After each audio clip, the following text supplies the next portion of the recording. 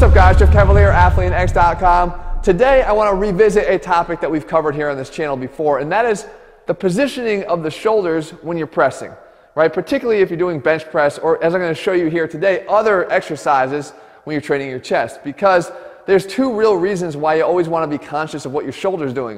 One of them is going to be the safety and the longevity of your shoulder joint as you're training, and the second thing is actually the aesthetics of your training and what you're getting from your training in the first place, because if you don't have your shoulder in the right position, you're actually going to screw up both of these. Let me explain what I'm talking about. When you look at the shoulder joint, you want to sometimes look at it from the side here in its position of the humerus, the upper arm bone, in relation to the rest of my torso here, okay? And what we often see is this anteriorly tilted humerus this way, where it's tilted this way forward, okay? That's very common because of postural issues that we all run into, because we don't address the muscles that actually cause this. The pec minor is one of the major muscles that will pull this shoulder blade down and forward. I actually put a complete video up on this channel about how to stretch the pec minor. I'll link it right here if you haven't seen that, because it is a popular adaptation and compensation that happens from our poor posture that we tend to sit in all day long.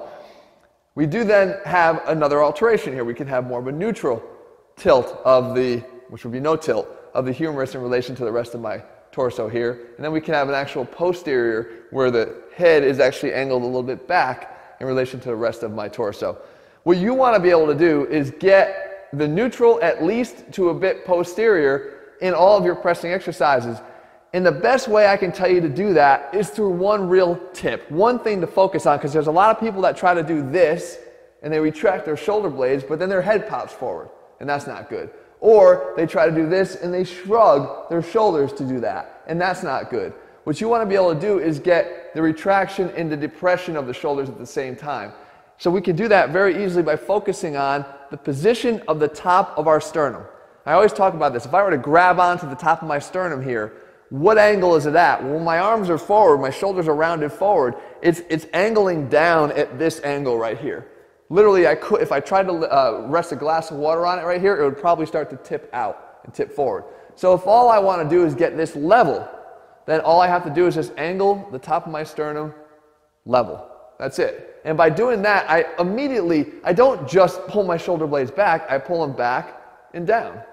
Now, once it's in this position, we've created a much safer shoulder to press from, because we're not getting all this movement here. We're not jeopardizing the anterior, the AC joint in my shoulder, because when I get here with a dumbbell, if I were to go down and press with this anterior, I don't even want to do it because I'll wreck my shoulder, this anterior tilted humerus, with all that weight, all that internal rotation is literally what can pop an AC joint on a single rep. So you want to be back and down, but you set that up, you lift the sternum even here, set the shoulder blades down, and you'll actually feel stronger. And at the same time, again, from a performance standpoint, you are shortening the distance that the dumbbell or the bar has to travel, because you've brought your chest closer to that, okay, by getting the back in the position it should be. I'll show you the difference.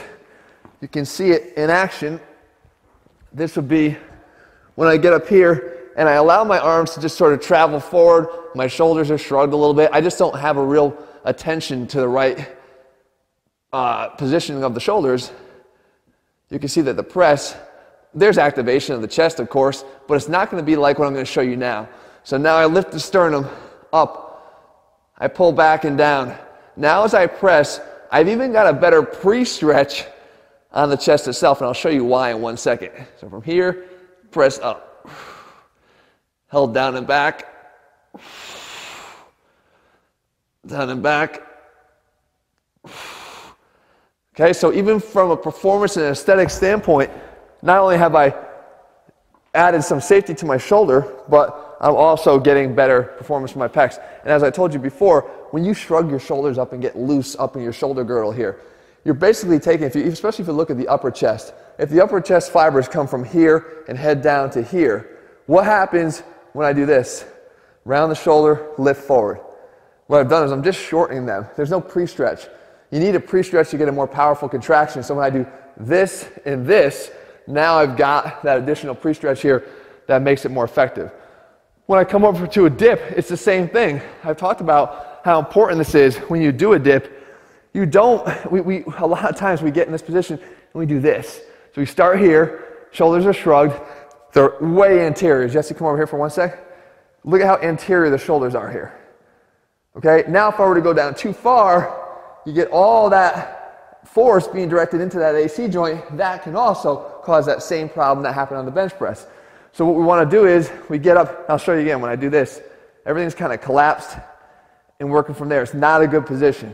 But if I get to the top and I lift the sternum up and I get that down and back, now when I'm here and everything's held down, if I don't allow my shoulders to shrug up, in other words, don't collapse in, now when I press, come here and come up. Instantly, a much better activation of the chest, a much safer position for the shoulders, and better overall results.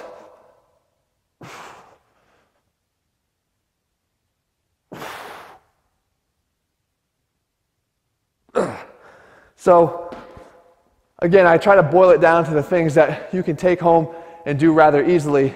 And my one point that I want you to focus on is what's going on here.